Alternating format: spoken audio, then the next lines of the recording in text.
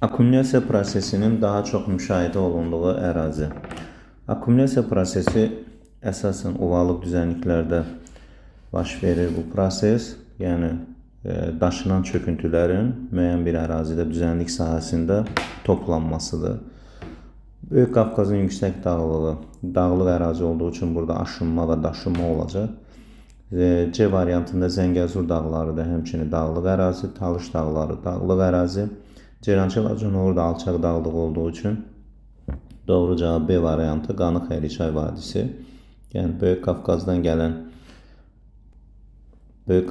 gələn çay çöküntüləri və yaxud yağış nəticəsində, sel nəticəsində gələn çöküntülər Qanı-Xeyriçay vadisində toplanmış olur. Doğru cavab B variantı. Şəkildə təsvir olunmuş ada üçün doğru fikirləri seçin. Şəkildə Avstraliyanın cənub-şərq hissəsində, cənub-şərqində istiqamətində yerləşən Yeni Zelandiya adaları təsvir olunmuşdur. Yeni Zelandiya adası iki böyük adadan ibarətdir.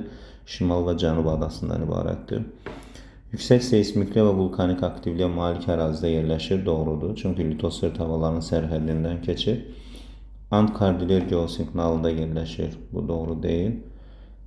Sakit Okean və Hind-Avstraliya havalarının sərhədində yerləşir, bu doğrudur. Çünki sərhəd ada üzərindən keçir demək olar ki. Ərəbistan və Şərqi Avropa havalarının toqquşma zonasında yanlışdır. Avropa, Asiya, yəni Alp-Himalay seismik qurşağında yerləşir. Bu da doğru deyil. Sakit Okean odlu qövsündə yerləşir. Bu isə doğrudur. Beləliklə, doğru cavab 1-3-6 A variantı. Litosfer havalarının hərəkət sxeminə əsasən hansı relyef formalarının yarandığını müəyyən edin. Litosfer havalarının hərəkət sxemində okean havası materik tipli havanın altına keçmiş olur. Bu zaman materiklərdə dağlar, okeanda isə dərin okean növləri əmələ gəlir. A variantında Orta Atlantik silsiləsi bu havaların ayrılması nəticəsində yaranır. B variantı An dağları və Peru novu doğrudur. Materikdə An dağları əmələ gəlir. Okeanda isə nov əmələ gələcək. Yəni Nazca havasının Cənubi Amerika havasının altına keçməsi nəticəsində doğru cavab B variantıdır. Müəyyən vaxt ərzində düşən yağıntının miqdarı bərabər olan əraziləri xəritədə birləşdirən izoxət. İzobat eyni dərinliyə malik nöqtələri birləşdirir. İzobar eyni təzyiqə malik. İzoqamin buxarlama qabiliyyəti eyni olan nöqtələri birləşdirir. İzoterm isə temperatur xəttləridir. Doğru cavab C variantı izoqeet. Rütubətlik əmsalının 0,5-dən kiçik olduğu məntəqələr. Rütubətlik əmsalı illik yağıntının buxarlama qabiliyyətinə olan nisbətidir. Verilən məntəqələr içərisində demək daxili kontinental ərazidə, kontinental iqlimə malik ərazidə yerləşən məntəqələrdə əmsal 0,5-dən kiçik olacaq. 2, 4 və 5 məntəqələri. Doğru cavab Y variantı. Sxemə əsasən orta enlikdə yerləşən dağın 3500 metr hündürlüyündə havanın temperaturunu və təzyiqini hesablayın. Sxemdə bizə 0 metr hündürlükdə temperatur 20 dərəcə verilib və 3500 metr hündürlükdə biz temperaturu tapmalıyıq, eyni zamanda təzyiqi. Bilirik ki, 1 kilometrdə temperatur 6 dərəcə aşağı düşür. 3500 metr, yəni 3,5 kilometr hündürlükdə isə temperatur dəyişməsi 3,5-i 6-ya vururuq, 21 dərəcə Selsi dəyişəcək. O zaman ətəkdə 0 metrdə 20 dərəcə olduğu üçün yuxarı qalxdıqca temperatur azalır, yəni 20 çıx 21 dərəcə bərabər -1 dərəcə Selsi. Temperaturu tapdıq. Təzyiq isə 0 metr hündürlükdə təzyiq bilirik ki, normal atmosfer təzyiqidir, yəni 760 mm civə sütununa bərabərdir. 3500 metrə qədər təzyiq dəyişməsi isə 3500 bölək 10 metr bərabər 350 mm təzyiq dəyişəcək. O zaman yuxarı qalxdıqca təzyiq azaldığı üçün 760-dan 350 çıxırıq, bərabərdir 410 mm. Demək, doğru cavab temperatur -1 dərəcə Selsi, təzyiq isə 410 mm A variantı. Azərbaycanın relyefi ilə bağlı doğru fikirləri müəyyən edin. Zəfər zirvəsinin yerləşdiyi dağ silsiləsi xarici ölkə ilə sərhəddir. Zəfər zirvəsi Baş Qafqaz su harici silsiləsində yerləşir və bu da Rusiya ilə sərhəddir. Doğru fikirdir. Abrazyon akkumulyativ düzənliklər əsasən ölkəmizin qərbində yerləşir. Bu yanlışdır. Abrazya dalğaların işi təsiridir. Bu da Azərbaycanın şərq hissəsi sahil ərazisi üçün xarakterlikdir. Eol relief formaları ən çox Xəzərin sahil zonasını inkişaf etmişdir. Doğrudur. Çünki daimi olaraq xəzri küləklərinin və giləvar küləklərinin təsiri Xəzər sahili zonasında müşahidə olunur ki, və bunun nəticəsində eol relief formaları inkişaf etmişdir. Yüksək dağlıq ərazilərdə troq dərələri, karlar, sirklər, moren təpə və tirələri yayılmışdır. Bu da doğrudur. Yüksək dağlıq ərazi əsasən Böyük Qafqaz dağları üçün qeyd edə bilərik ki, və yaxud Zəngəzurda buzlaq mənşəli relief formaları olan troq dərələri, karlara rast gələ bilərik.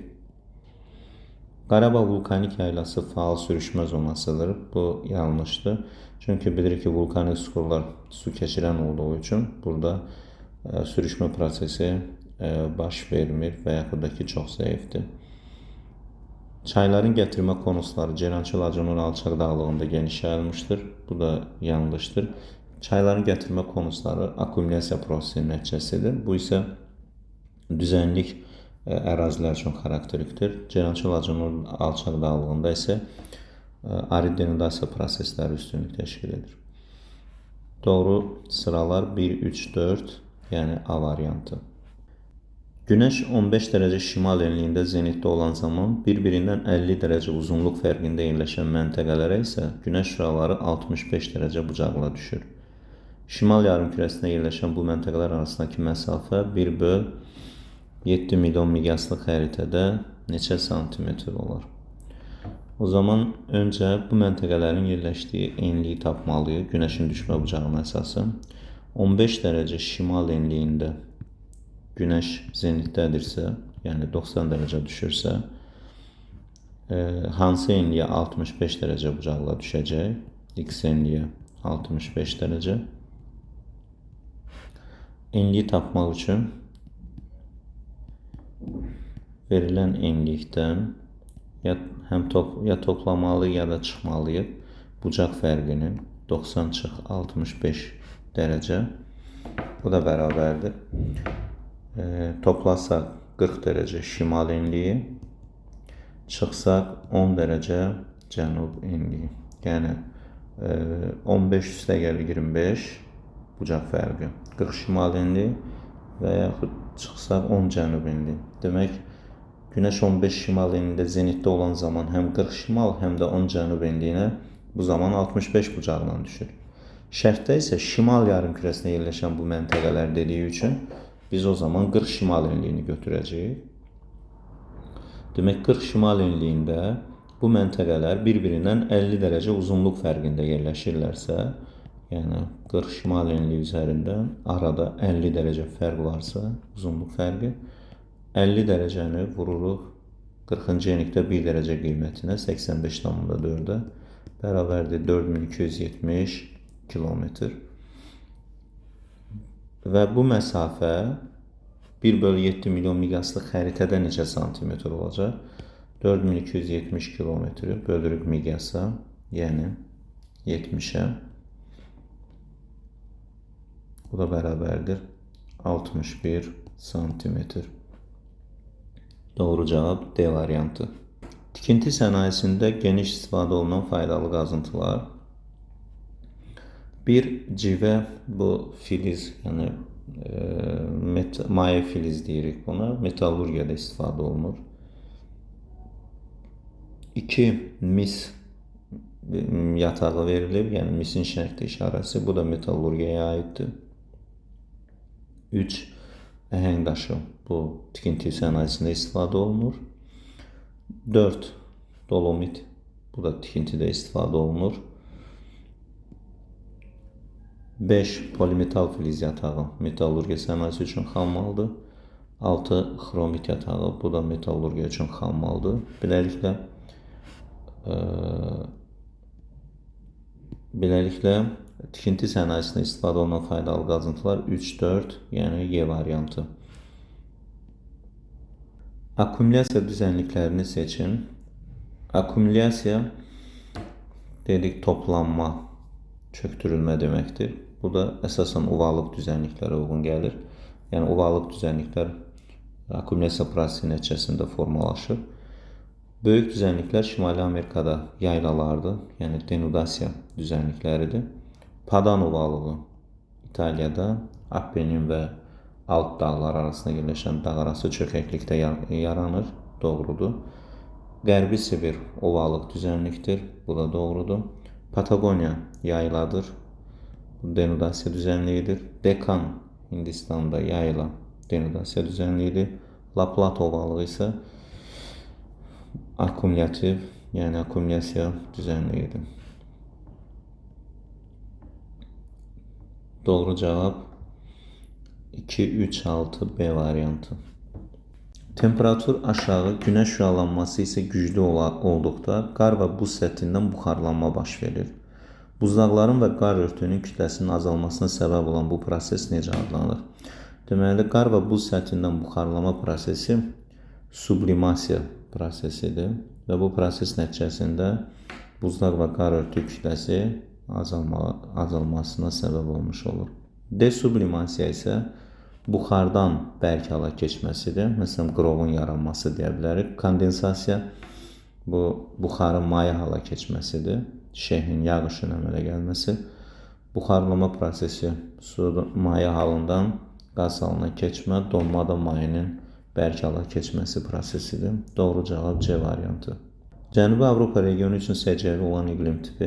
Cənubi Avropa Aralıq dənizi sahillərində yerləşir və subtropik qurşağın Aralıq dənizi iqlim tipi bu ərazi üçün hakimdir. Doğru cavab D variantı. Hansı sıralarda uyğunluq pozulmuşdur?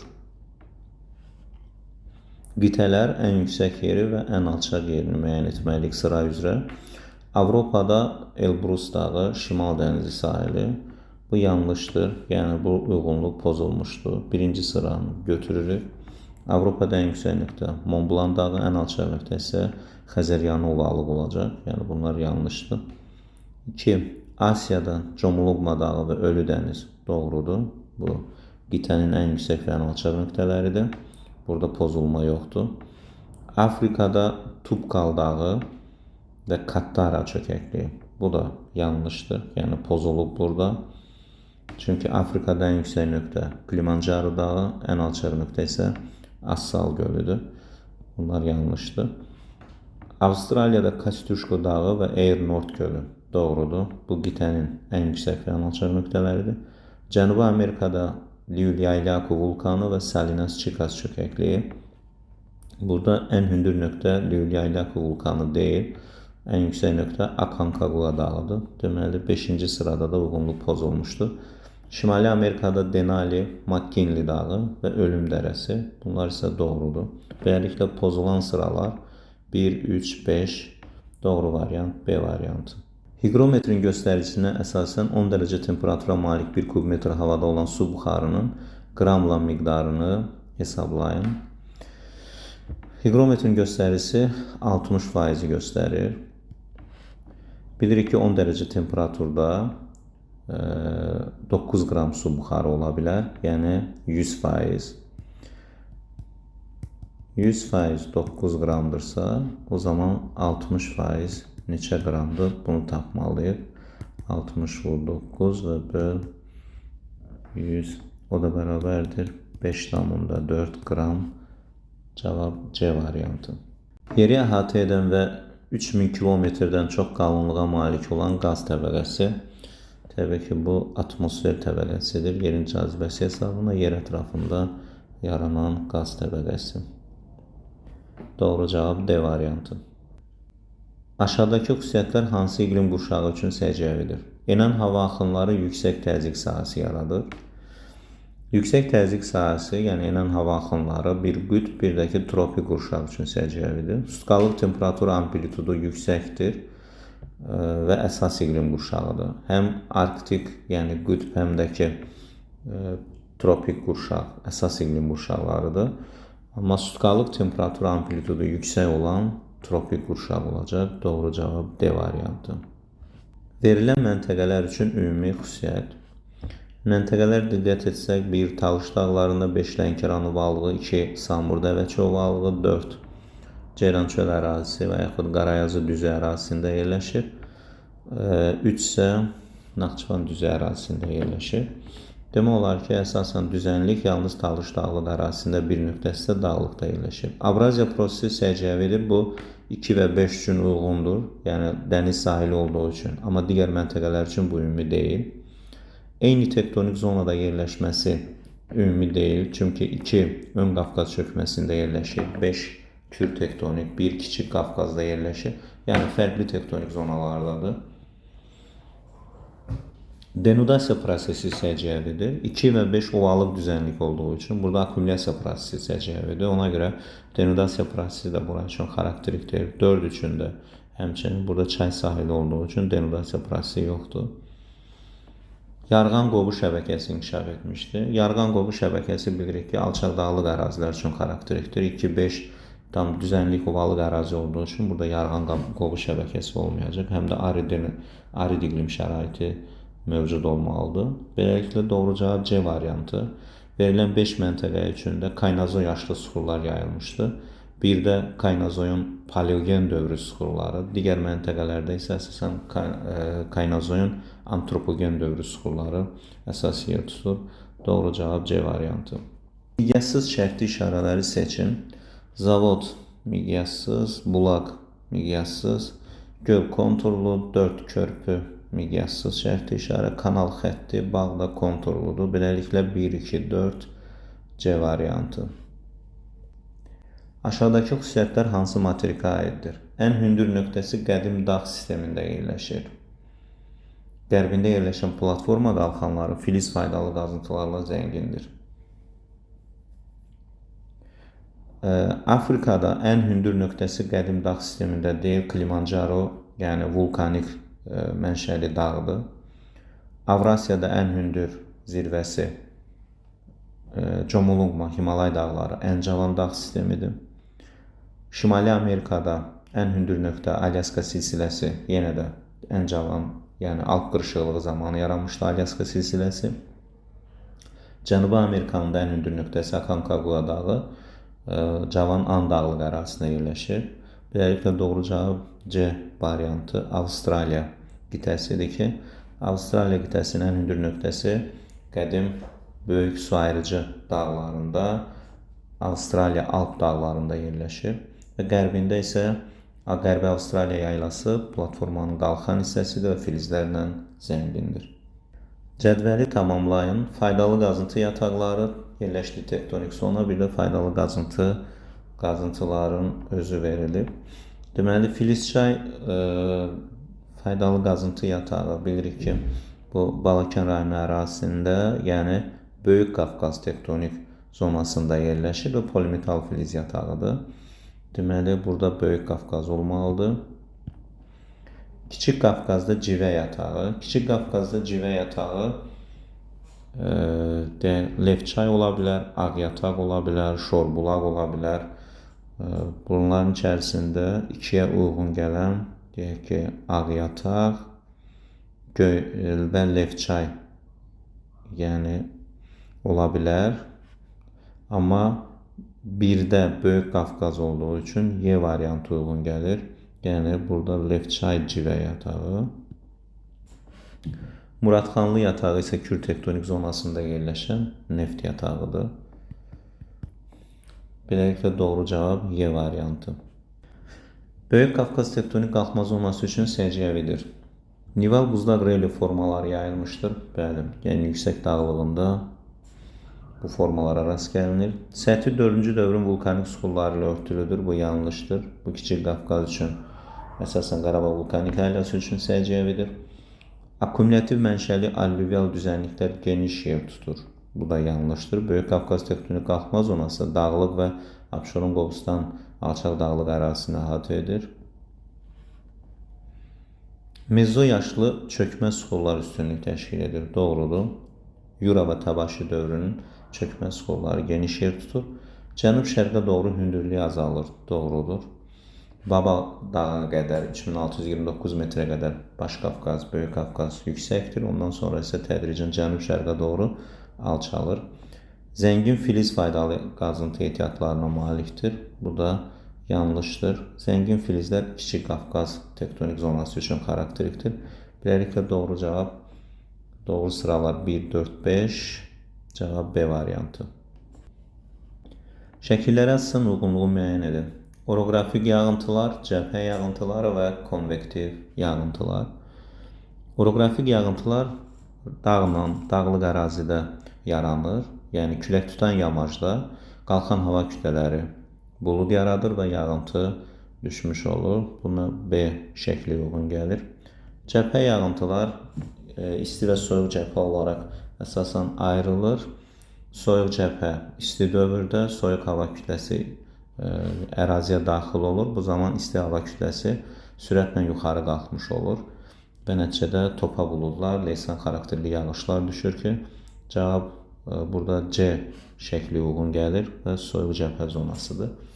Konvektiv yağıntılar isə isti havanın sürətlə yuxarı qalxmasıdır. Bu əsasən isti enliklər üçün, ekvatoral tropik enliklər üçün səciyyəvidir və şəkil A-ya uyğun gəlir. A şəkli konvektiv yağıntıları əks etdirir.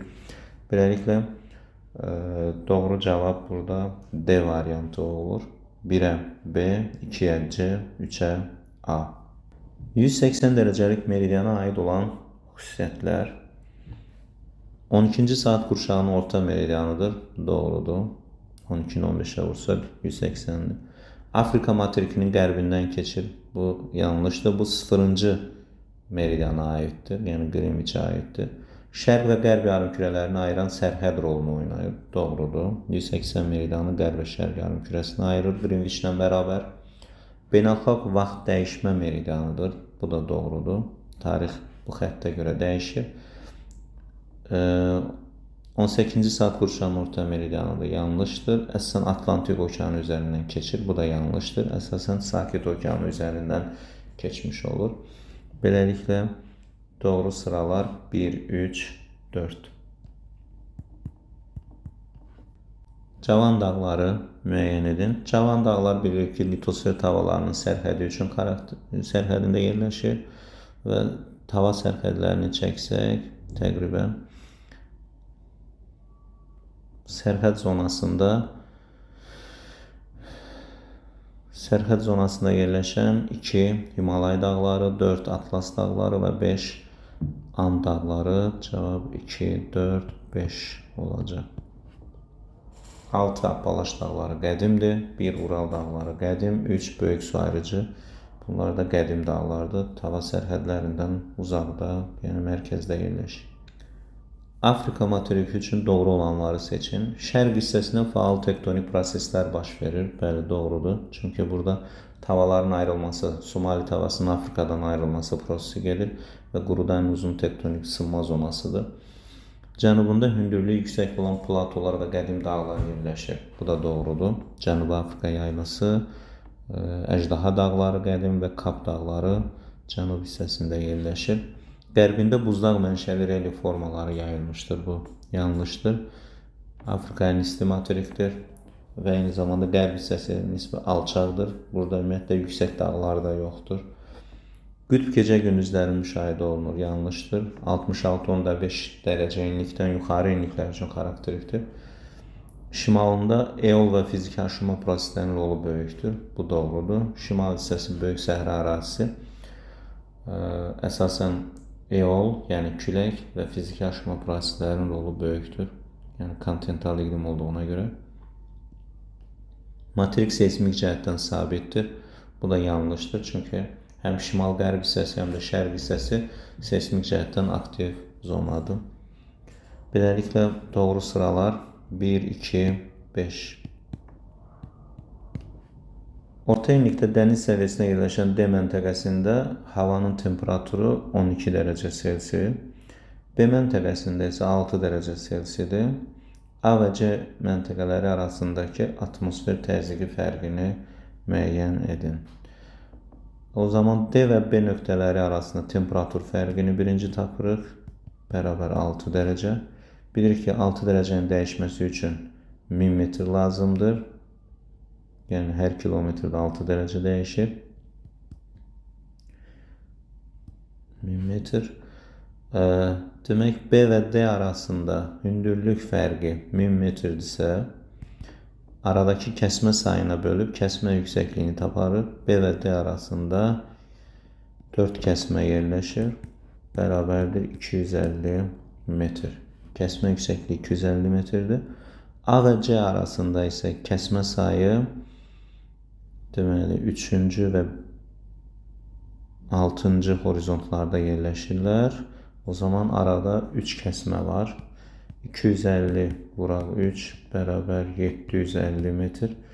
A və C arasındakı 750 metrlik hündürlük fərqini biz təzyiq fərqinə çeviririk.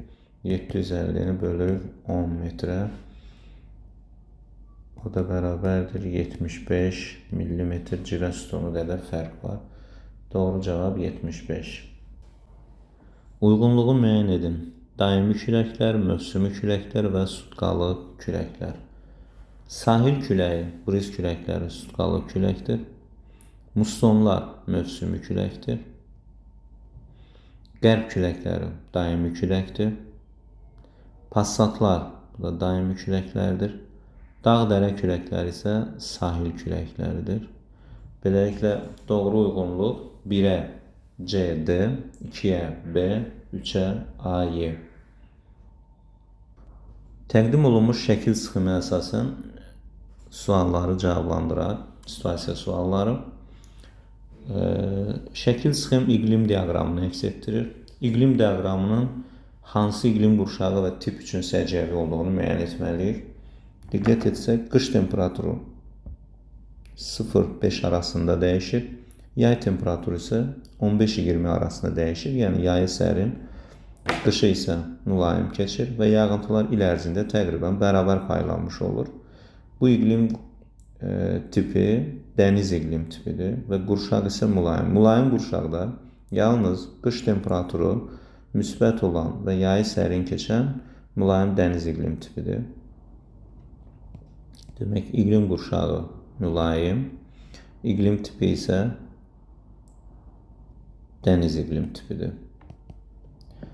Digər, məsələn, yağıntıların bərabər paylanmasına görə ekvatoral qurşaq kimi deyək ki, qarışdırıla bilər. Amma ekvatoral qurşaqda temperatur il boyu 20 dərəcədən yuxarı olmalıdır və həm də yağıntıların miqdarı daha çox olacaq. Subekvatorialda da 20 dərəcədən yuxarı olacaq. Subtropik qurşaqda yay temperaturu 30 dərəcədən yuxarı olacaq.